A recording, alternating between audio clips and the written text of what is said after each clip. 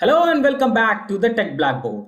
Today is our part 2 of our AZ-104 real exam question and answer series. Today we are going to cover our first set of 10 questions from question number 1 to question number 10. If you are wondering what we covered in the part 1, then here is the quick summary. So in part 1, we understood what is AZ-104, who should do it, why it is so important to do AZ-104. We looked upon what are the various exam details. We also understood what is the exam duration that you can expect for AZ-104. And we looked upon in detail what are the different question format that you should expect in AZ-104 certification exam. And last but not the least, we also looked upon in quite some detail how to prepare for AZ-104. So part 1 was really important video and it will answer a lot of your questions around AZ-104. You can decide to watch part 1 now or you can decide it to watch after you see part 2. There is no dependency. But it's an important video and you should watch it. Before jumping to the real exam question and answer series on AZ-104, I just wanted to mention I have created a similar series on AZ-900 and DP-900. For AZ-900, I have covered 191 questions with answers and concepts. Each answer is well supported by Microsoft documentation. Throughout the series, I have given a lot of tips and tricks and how to find out keywords and relate them to the correct answers.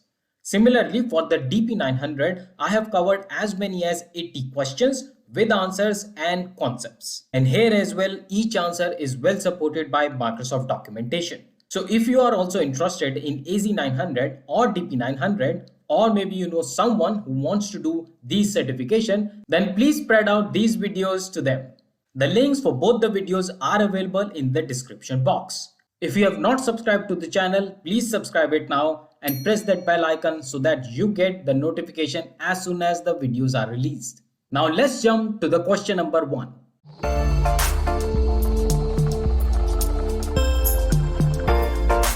So here is the first question of our AZ-104 real exam question and answer series. Let's read the question. The question says that the custom script extension times out after 30 minutes, 45 minutes, 90 minutes, or does it never times out? Now let's try to understand what is a custom script and then we will try to find out the correct answer. So here I am on the Microsoft documentation that talks more about custom script extension for Windows. The documentation says that the custom script extension downloads and runs scripts on Azure Virtual Machine. This extension is useful for post-deployment configuration, software installation, or any other configuration or management task. You can download scripts from Azure Storage or GitHub or provide them to Azure portal at extension runtime. If you have still not understood what is a custom script, then let me simplify it for you. So let's say that you are booting a virtual machine for the first time and you want tools like IAP server or Chocolate also to get installed automatically when this virtual machine is booted. Then in this case, it is often useful to run these custom scripts. These custom scripts may install additional software, configure the virtual machine, or perform some other management task. So with custom script extension, it becomes possible to initialize a new virtual machine with almost any software that you need. I hope this gives you a good idea what is a custom script and where to use it. Now let's find out the correct answer. If you scroll down a little on this page, then you will reach to a section which says tips and tricks. In this section, if you will read out this line, it says that the custom script is allowed 90 minutes to run. Anything longer will result in a failed provision of the extension.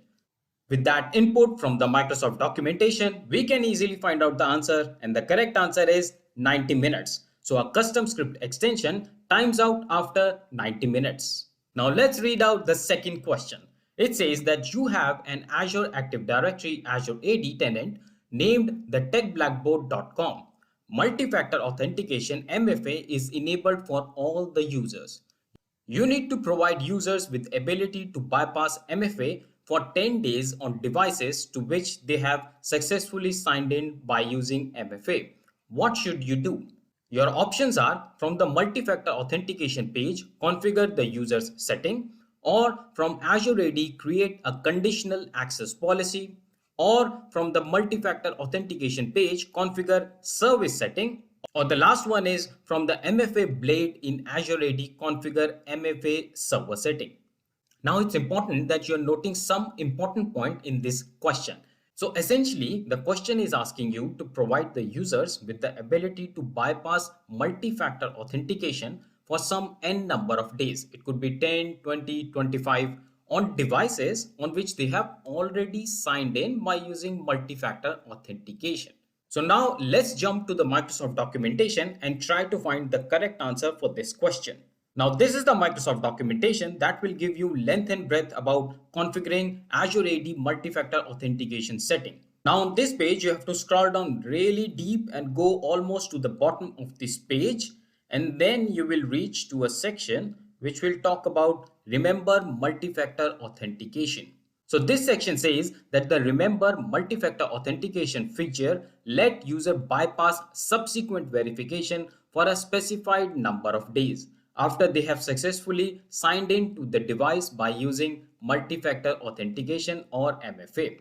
To enhance usability and minimize the number of times a user has to perform MFA on a given device, select a duration of 90 days or more. So I hope you can already relate this paragraph or these lines with the question. So here we are talking about ability to bypass multi-factor authentication for some specified number of days on the devices on which user has already signed in by using multi-factor authentication. So let's read it out more to find out the correct answer. So if you scroll down a little more here, then you will find out a section which says enable remember multi-factor authentication. And in this you can find out it says the first step is in the Azure portal, search for and select Azure Active Directory and then select users. And then you have to select per user MFA. And the third step says under multi-factor authentication at the top of the page, select service setting. Remember this service setting.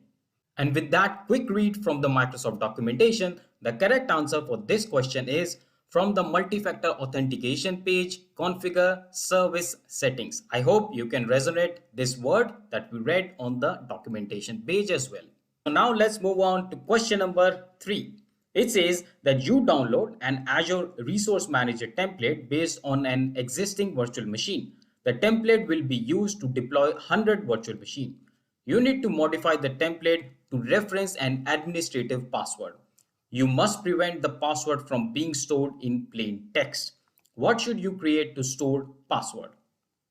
Your options are an Azure Key Vault and Access Policy, an Azure Storage Account and Access Policy, a Recovery Services Vault and a Backup Policy, or Azure Active Directory Identity Protection and Azure Policy. Now, the important point that you should note in this question is that you are talking about administrative password and then you want to prevent these password from being stored as a plain text. So basically you're talking about storing the administrative password in a secure way. So whenever we are talking about storing the passwords in Azure, then the only service that should strike your mind is Azure Key Vault. Thus, the correct answer for this question is an Azure Key Vault and an access policy. Now coming to the question number 4, and it says which port would you open using inbound port rules to allow remote desktop access while you create Windows virtual machine. The options given are HTTPS, FTP, RDP and the port number is 3389 or SSH with port number 22. Also, it's important that you note that we are talking about Windows virtual machine here and we want to connect a Windows virtual machine. So keep that point in mind. So this is the Microsoft documentation which tells you how to connect and sign in to an Azure virtual machine running Windows. The documentation says that you will use connect button in Azure portal to start a remote desktop RDP session from a Windows desktop. First, you connect to a virtual machine and then you sign in. Now this makes it clear that when you want to connect an Azure virtual machine running on Windows, then one good option is remote desktop or RDP. Before jumping to the answer, here is a good read for the Mac users. To connect a Windows VM from a Mac, you will need to install RDP client for Mac such as Microsoft Remote Desktop. So Mac users can read out here and know how to connect a Windows virtual machine using Mac operating system. So from the Microsoft documentation, we saw that the good option to connect a Windows virtual machine is using RDP. And just to tell you, the default port for RDP is 3389. So the correct answer for this question is option C. To help you learn in the offline mode as well, I will give the PDF version of part 2 PPT if you give me the correct answer for question number 4, question number 8 and question number 10. So go ahead, watch the full video and give me the answer of these 3 questions in the comment section below, and you will get the PDF version of all the 10 questions with answers. Let's move to question number 5. The question says that your company has an Azure Active Directory Azure AD subscription.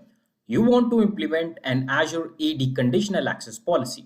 The policy must be configured to require members of Global Administrator Group to use multi-factor authentication and an Azure AD joint device when they connect to Azure AD from untrusted locations.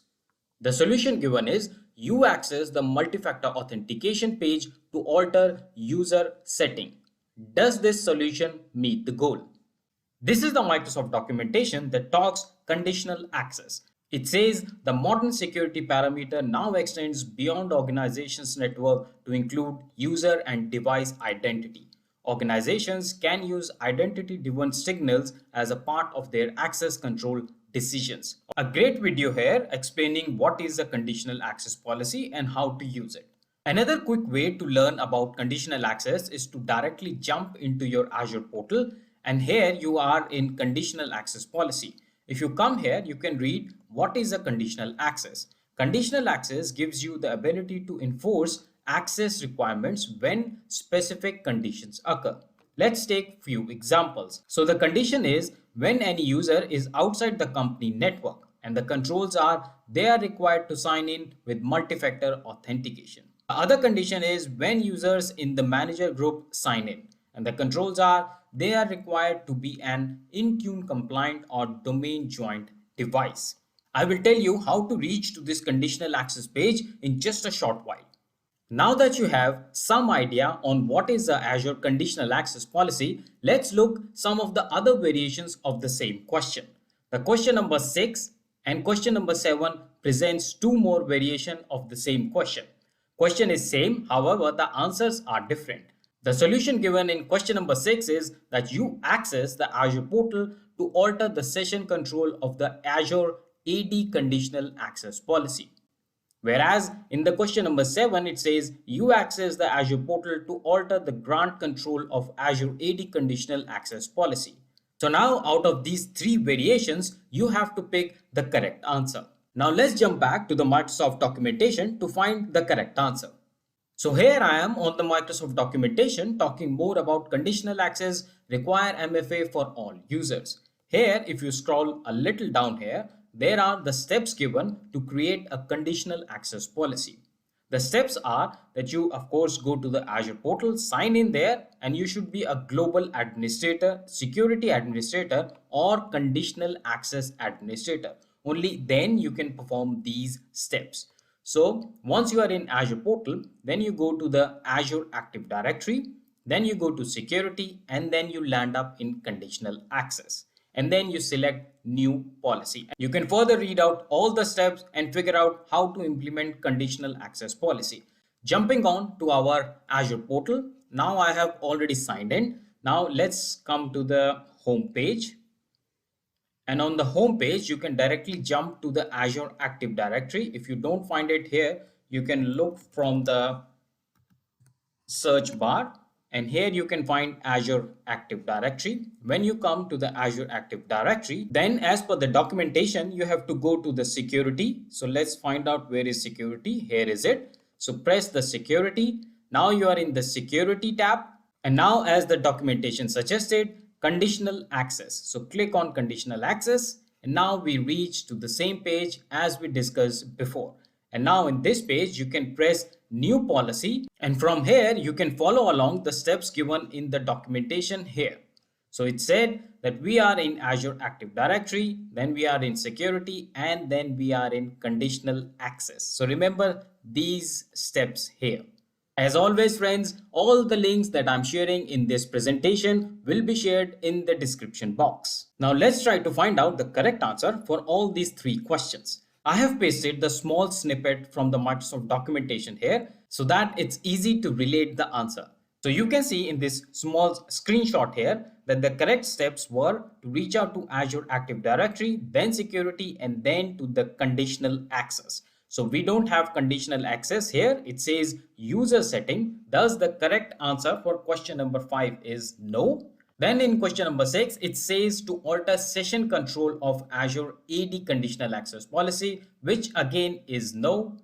And then in question number 7, it says to alter grant control of Azure AD conditional access policy. And that's what the documentation from Microsoft also says. So the correct answer for question number 7 is yes. Now let's read question number 8. The question says that your company has 3 virtual machines that are included in an availability set. You try to resize one of the virtual machine which returns an allocation failure message. It's imperative that the virtual machine is resized. So Microsoft is focusing that you should note that virtual machine is resized. Which of the following action should you take? Your options are you should only stop one of the virtual machine, you should stop two of the virtual machine, you should stop all of the 3 virtual machines, or you should remove the necessary virtual machine from availability set. Now here is one Microsoft documentation that I found which could help us answer this question. So as I read through this page, then I scroll down here and then here I found out this topic here which says resize to size not available in current hardware cluster. And it says that additionally the same hardware cluster must be used to host all virtual machine in cloud service. Further, it says that this means in some cases multiple virtual machine must be resized together. Remember, this is what our question also says, to resize the virtual machines together. Then further it says that if resource manager ARM deployment model was used, then the virtual machine can be resized if the virtual machine or any other virtual machine in same availability set are in stopped or deallocated state. So taking that Microsoft documentation as a base, the correct answer for this question is that you should stop all the 3 virtual machines. Now this brings to another interesting question, question number 9. Let's read out. It says that you have an Azure subscription named Subscription 1. You plan to deploy an Ubuntu server virtual machine named VM1 to Subscription 1. You need to perform a custom deployment of virtual machine. A specific trusted root certification authority CA must be added during the deployment. What should you do? To answer the question, select appropriate option in the answer area. Each correct selection is worth 1 point. So basically you are given 2 steps. The first one is file to create and the second one is tool to deploy a virtual machine. For each of the step, you have to figure out what is the correct option. The important keywords here that you are deploying a Ubuntu server virtual machine, or you can also say a Linux based virtual machine. Now, as we always do, let's go to the Microsoft site to find out the correct answer. So this is a Microsoft site, kind of a tutorial which says how to use Cloud Init to customize a Linux virtual machine in Azure on first boot. And as our question demand, here also we are talking about Linux virtual machine in Azure. Now you can easily note the first step is create a Cloud Init config file. So please note that the first step is Cloud Init config file. Now if you will scroll down a little more here, then you can find how to create a Cloud Init config file. Come down more and then you can find create virtual machine, and that was our second step in the question as well. So you can see the correct command to do so is AZ-VM create. Okay, remember this, AZ-VM create. So as we read in the Microsoft documentation, the first step to create the file was cloudinit.txt. And the second step to deploy a virtual machine, the correct command for this one is AZ-VM create command. From this interesting question, let's jump to the question number 10, which will be the last question for our AZ-104 real exam question series part 2. The question says that your company has a Microsoft Azure subscription. The company has data centers in Los Angeles and New York. You are configuring the two data centers as geo-cluster sites for site resiliency. You need to recommend an Azure storage redundancy option. You have the following data storage requirements. The first one is data must be stored on multiple nodes. Data must be stored on nodes in separate geographic locations. The third one is data can be read from secondary location as well as from the primary location. Which of the following Azure stored redundancy options should you recommend? Your options are geo-redundant storage, read-only geo-redundant storage, zone redundant storage, and the last one is locally redundant storage. If you have read the question very carefully, you will find already good hints given by Microsoft to figure out the correct answer. So let me tell you what are those. So the first great hint that Microsoft gives is that the data must be stored on the nodes in separate geographic location. So friends, focus here that we are talking about geographic location. So already we can rule out the option C because it's zone redundant and option D also because it's locally redundant. Now we are left with only two options, geo-redundant storage and read-only geo-redundant storage. Let's find out the second hint that will help us to figure out the correct option out of these two options.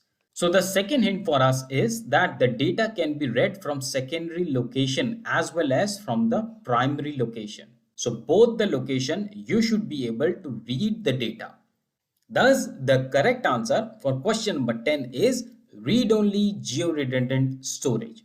See, both geo-redundant and read-only redundant storage are quite similar. In fact, read-only geo-redundant is based on geo-redundant storage only. However, the biggest difference between these both are that using read-only geo-redundant storage, you can also read from secondary location as well as primary location. However, in geo-redundant, you can only do that when Microsoft initiates a failover from primary to secondary. Otherwise, you cannot read from the secondary location when you are using geo-redundant storage. However, in case of read-only geo-redundant, you can always read from a secondary location. And that's the reason why I have chosen read-only geo-redundant storage as an answer for our question number 10. I hope you like this first set of our 10 questions on AZ-104 real exam question and answer series. What are your questions? What are your doubts? Tell me in the comment section below and I will be happy to answer all of them. Till we meet again in our next video, stay fit, keep learning and thanks for watching. If this video has added any value in your learning, a like and subscribe is highly appreciated. Share this video in your family and friends to spread and expand their learning. Your comments and feedback give me a chance to interact with you and I look forward for them. We will meet again in our next video. Till then, stay fit, keep learning and thanks for watching.